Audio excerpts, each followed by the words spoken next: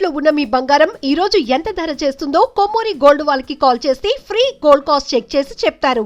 అందరికీ నమస్కారం అండి. సుమన్ టీవీకి స్వాగతం. నేను గీతాంజలి. ఇవాళ మనతో పాటు ఉన్న అతిథి ఋగ్వేద అధ్యాపకులు, శ్రీ కశ్యప వేద విద్యా మందిరం వ్యవస్థాపకులు, అలాగే హిందూ ధర్మక్షేత్రం ఛానల్ని నడిపిస్తూ మనకి ఎన్నో విషయాల పట్ల, హిందూ ధర్మం పట్ల అవగాహన కల్పిస్తున్నటువంటి సంతోష్ కుమార్ ఘనపాటి గురువు గారు మనతో పాటు ఉన్నారు.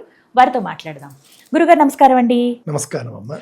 సౌందర్య లహరి చాలా చక్కగా నేర్చుకున్నాము మీ అనుగ్రహంతో. ఎందుకంటే ఛానల్లో లైవ్ వస్తూ ఉంటుంది. కొద్దిగా అంటే అన్నీ ఒకేసారి కాకుండా 100 శ్లోకాల్లో కొన్ని నేర్చుకోవటం మాకు గుర్తుంటున్నాయి. ఎలా పలకాలి, అసలైన అర్థం ఏంటో కూడా మేము తెలుసుకోగలుగుతున్నాము. అందుకు మీకు ప్రత్యేకంగా ధన్యవాదాలు అందరి తరపు నుంచి.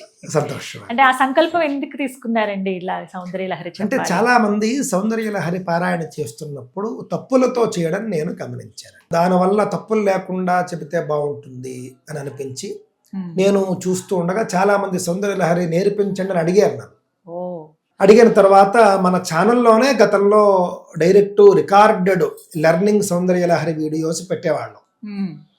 అది 34 వరకు అయ్యాయి. అవి కూడా ఇంకా కంప్లీట్ చేద్దాం అనుకుంటూ ఉన్నాను.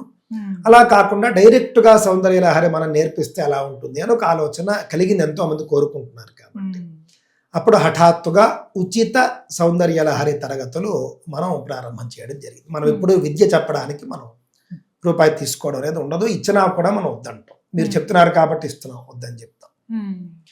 సాధారణంగా మొత్తం నేర్చుకున్న తర్వాత కొంతమంది గురుదక్షిణ అని ఇస్తారు. అది శాస్త్ర విహితం. అంతేగాని నువ్వు ఇస్తేనే చెబుతానన్నావు శాస్త్ర విరుద్ధం. అలా మనం చేయమాటండి. అందువల్ల నేరుగా మనం చెబుదాము అని చెప్పేసి అనుకుని సౌందర్య లహరి తరగతులు ప్రారంభిస్తున్నాను, స్వయంగా నేనే చెబుతున్నాను అని చెప్పేసి అనౌన్స్మెంట్ ఇచ్చారండి. గూగుల్ ఫామ్ అనౌన్స్మెంట్ ఇస్తే ఒక రోజులో 4000 మంది రిజిస్టర్ చేసుకున్నారు. 4000 మంది రిజిస్టర్ చేసుకుంటే సరే టెలిగ్రామ్లో గ్రూప్ ఒకటి ఏర్పాటు చేసి అందులో అందరినీ చేరమని చెప్పి డైరెక్ట్గా టెలిగ్రామ్ కాల్లో నేను సౌందర్య లహరి క్లాసులు తీసుకున్నాను. రోజుకు 2 శ్లోకాలు చెప్పేవాడిని.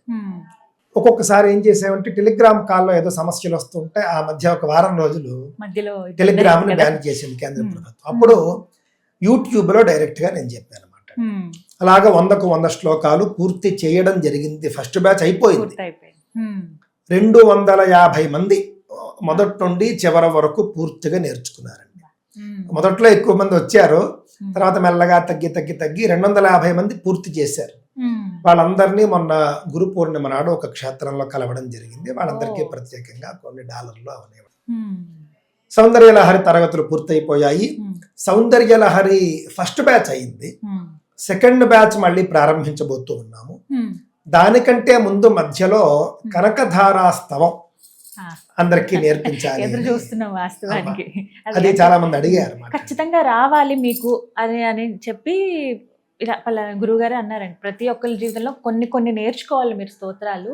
అందులో కనకధార కూడా ఒకటి. అది చాలా విశేషమైనది, లక్ష్మీ అనుగ్రహం అని అంటారు. అవునండి. ఇప్పుడు శంకరాచార్యులు ఉన్నారు. శంకరాచార్యుల వారు బ్రహ్మచారిగా ఉన్నప్పుడు, అంటే ఇంకా అప్పటికి సన్యాసం తీసుకోలేదు, బ్రహ్మచారిగా ఉన్నప్పుడు పూర్వకాలం ఎలా ఉండేదంటే గురుకులాల్లో వేద విద్యను అభ్యసించేటటువంటి వటువులు రోజు వెళ్ళి భిక్షాటన చేసి ఆహారాన్ని తెచ్చుకోవాలి. ఏదో బియ్యమో అవన్నీ ఇస్తారు, భిక్ష చేయాలి. భవతి భిక్షాందేహి అని చెప్పేసి ఇంటింటికి వెళ్ళి అగ్రహారంలో భిక్ష చేస్తే వాళ్ళు బియ్యము, ఉప్పు, పప్పు, కూరలు ఇస్తే అవి తీసుకొచ్చి గురుకులంలో ఇస్తే వాళ్ళు వంట చేసి పెట్టేవారు. ఈ విధంగా భిక్షాటన అనేది విధి పూర్వకాలంలో గురుకులంలో చదువుకునే బ్రహ్మచారులకి. ఆ విధంగా శంకరాచార్యులు బ్రహ్మచారిగా ఉన్నప్పుడు భిక్షాటనకి వెళ్ళారు. వెళ్ళినప్పుడు కేరళలో కాలడి గ్రామంలో ఇప్పటికీ ఆ ఇల్లు ఉంది. అక్కడ ఒక ఇంట్లో ఒక ఆవిడ బయటకు వచ్చింది. నా దగ్గర ఇవ్వడానికి ఏమీ లేదయ్యా, కానీ నిన్ను చూస్తూ ఉంటే సాక్షాత్తు నువ్వు శంకరుల్లాగా ఉన్నావు, నిన్ను ఉట్టి చేతులతో పంపడం అసలు ఇష్టం లేదు అని ఆవిడ నిస్సహాయతను వ్యక్తం చేస్తుంది. అప్పుడు శంకరులు ఏదో ఒకటి ఉంటుంది చూడండి అని చెప్పి అన్నాం. ఆవిడ లోపలికి వెళ్ళి చూస్తే ఒక మూల కొంచెం పాత ఉసిరికాయ ఒకటి ఉంటుంది, బూజు పట్టించుకొని ఉంటుంది. ఆ ఉసిరికాయ తీసుకుని వచ్చి శంకరాచార్యులకి ఇస్తుంది. అప్పుడు ఆ యొక్క దయనీయ స్థితి, ఆవిడ యొక్క దరిద్రం చూసి, అంటే కటి పేదరికం చూసి శంకరులు చలించిపోతారు. చలించిపోయి అప్పుడు మహాలక్ష్మీదేవిని ఉద్దేశించి ఒక స్తోత్రాన్ని ఆయన స్తుతి చేశారు, గానం చేశారు. అదే అంగం హరేహే పులకభూషణం ఆశ్రయంతి. కనకధార. ఈ స్తోత్రం ఏదైతే ఉందో ఆయన మహాలక్ష్మిని ఉద్దేశించి చేసినటువంటి స్తోత్రం. ఆయన స్తోత్రం చేసిన వెంటనే అమ్మవారు ప్రత్యక్షమైపోయింది అక్కడ. ఆ ఇంటి మీద బంగారు ఉసిరికాయల వర్షాన్ని కురిపించింది. ఆ విధంగా కనకధార కురిపించినటువంటి స్తోత్రం కాబట్టి కనకధారా స్తోత్రము, కనకధారా స్తవము అని పేరు వచ్చింది. ఆయన పఠించారు, అక్కడ కనకధార వచ్చింది. మరి మనకేదండి అని అంటే కనుక ఆయన సాక్షాత్తు శంకరుడు, అదే విధంగా బ్రహ్మచారి, నిష్కల్మషంగా ఆయన కోసం కాకుండా ఇంకొకరి కోసం ఆయన అమ్మవారిని ప్రార్థించాడు. ఇన్ని ఉన్నాయి కాబట్టి అమ్మవారు వెంటనే అనుగ్రహించింది. మనం ఏమిటి అని అంటే కలియుగంలో మనలాంటి వాళ్ళం కనకధారాస్తవం అయినా మరొకటైనా పారాయణ చేశాక మనకు ఫలితం రావాలి అని అంటే కనీసం సంవత్సర కాలం మనం ఎదురు చూడాలి. సంవత్సరం పాటు మీరు పారాయణ చేస్తూ ఉంటే సంవత్సరం తర్వాత మీకు ఫలితం రావడం ప్రారంభమవుతుంది. కావున మేము చేస్తున్నామండి, శంకరులు ఇలా పఠించారు, అలా కనుక వర్షం కురిసింది, మాకు లేదు అంటే మీకు సంవత్సరం పడుతుంది. శంకరులు వేరు, ఆయన స్థాయి వేరు, ఆయన లెక్క వేరు, సందర్భం వేరు, కారణం వేరు. ఆయన కోసం ఆయన కోరలే. మీరు ఎప్పుడైనా మీకోసం కాకుండా ఇంకొకరి కోసం మీరు కోరితే కనుక తొందరగానే మీకు పనులు అవుతాయి. ఇది నిజమేనా గురుగారు? అంతే కదా, వారి కోసం చేసే పూజలు త్వరగా ఫలిస్తాయి. అంతే కదా, మన కోసం మనం చేసుకున్న వాటికంటే ఇతరుల కోసం మనం చేసుకునే పనులు, చేసే పనులు తొందరగా ఫలిస్తాయి. అది మనకు లోకంలో ఉన్నదే. అందువల్ల కనకధారాస్తవం మనం పారాయణ చేసినా మనకు మంచి ఫలితం చక్కగా వస్తుంది. సంవత్సరం పాటు చేసుకుంటే తర్వాత మనకు అద్భుతమైనటువంటి లక్ష్మీదేవి అనుగ్రహం ఉంటుంది. అందుకని ఇప్పుడు కనకధారాస్తవం తరగతులు చెప్పబోతూ ఉన్నాను.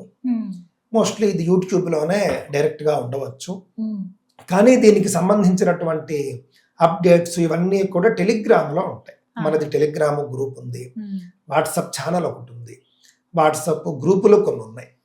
మన ఛానల్ నెంబరు మీకు నేను ఇస్తాను, అది మీరు డిస్ప్లే చేయండి. దానికి మెసేజ్ పెట్టినా కూడా మీరు నేరుగా మన వాట్సాప్ గ్రూపుల్లో జాయిన్ అయిపోవచ్చు. జాయిన్ అయిపోయి మీకు అప్పటి నుంచి అప్డేట్స్ అన్నీ వస్తూ ఉంటాయి. మళ్ళీ కనకధారాస్తవం తరగతులు ప్రారంభించే ముందు నేను ఒక షార్ట్ వీడియో ద్వారా ప్రకటన చేస్తాను. అది ఎన్రోల్మెంట్ అంతా కూడా మనం ఈసారి చేసుకుంటాము. కనకధారాస్తవం తర్వాత మళ్ళీ సౌందర్యలహరి సెకండ్ బ్యాచ్ ప్రారంభం అవుతుంది. ఆ తర్వాత కళ్యాణ వృష్టిస్తవం, ఇలాగ ఒకదాని తర్వాత ఒకటి చెప్పాలనుకుంటాం. అది చాలా సంతోషం అండి. అంటే ఇలాంటి వారి ద్వారా నేర్చుకోవటం కూడా అది మా అదృష్టం. ఏదైనా కూడా తప్పులు లేకుండా చదవాలి, దైవానుగ్రహం పొందాలనేది అందరికీ ఉంటుంది. అంతేనండి, మీలాంటి వారి ద్వారా సాధ్యం అవుతుంది. ఎంతమంది ఉన్నా సరే ఈసారి కనకధారాస్తవం యూట్యూబ్ లైవ్ లో డైరెక్ట్ గా నేర్చుకోవచ్చు. విన్నారుగా, ఇది ఒక అద్భుతమైన అవకాశం గురువు గారి ద్వారా మనకి. కనకధార చాలా మంది నేర్చుకోవాలనుకుంటారు, మాకు పఠించాలని ఉంటుందండి, తప్పులు వస్తాయేమో అని భయపడిపోతూ ఉంటారు. పఠించకుండా ఆగిపోయిన వాళ్ళు చాలా మంది ఉన్నారు, కేవలం వింటూ ఉంటారు. అలా కాదు, మన నోటితో మనం పఠించి ఆ లక్ష్మీ అమ్మవారి అనుగ్రహం పొందవచ్చు. చాలా సంతోషం గురుగారు, ఇది ఒక గొప్ప అవకాశంగా భావిస్తున్నాం అండి. ధన్యవాదాలు. నమస్కారం.